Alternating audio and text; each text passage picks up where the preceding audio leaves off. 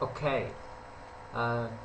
Today trước tiên thấy hôm nay các bạn nộp bài sớm quá nên mình cũng phải chột dạ để làm bài thôi. Okay. Today this is my homework. Okay. So lesson today is the sound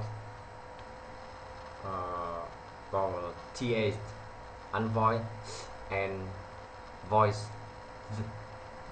The part one. The sound. Thanks, Thursday, thick, think, thunder, anything, athletic, bath mat,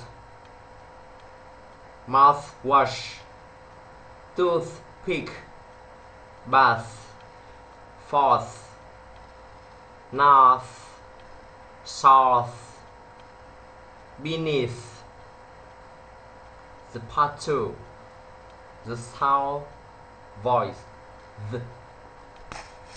the them those that there these they these clothing and another